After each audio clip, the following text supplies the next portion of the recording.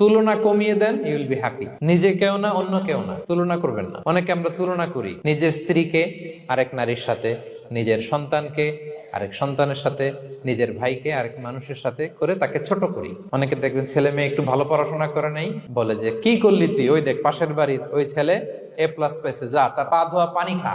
Common কথা। এটার একটা ভালো ব্র্যান্ডিং করা যেতে পারে, মানে A+ পাওয়া ছেলেদের পা ধোয়া পানি এরকম মিনারেল ওয়াটারের বোতলের মতো বিক্রি করলে ভালো ব্যবসা হবে, কি বলেন? এটা হচ্ছে আমাদের মুরব্বীরা, টিপিক্যাল মা বাবারা এটা বলেন, ভুল করেন, ওনারা বুঝেন না। কখনো কম্পেয়ার করবেন, এটা করে আপনার ছেলের মনোবল আপনি আগেই ভেঙে দিচ্ছেন। আপনি দায়ী আপনার ছেলে কিছু না পারার কারণে। আপনি সাহস দেন নিজে, পাশে থাকেন নিজে।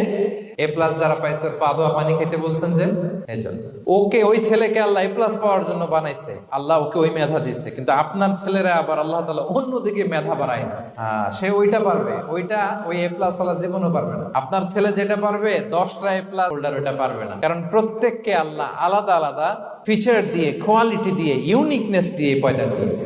প্রত্যেককে আল্লাহ অনন্য করে বানিয়েছেন। আপনার তুলনা আপনি নিজেই, আপনার তুলনা হয় না, আপনি জানেন না আপনার মধ্যে যে পটেনশিয়াল, যে কারিশমা, এটা আপনি বের করে আনতে পারেন না। ওই যে ওগুলো বলছে পা ধোয়া পানি খা, লেখাপড়া করলি না, কিচ্ছু করলি না, কিন্তু আপনি দেখা যাবে অনেক বড় ব্যবসায়ী হবে, আপনি অনেক বড় দানবীর হবেন, you'll B a great contributor two society.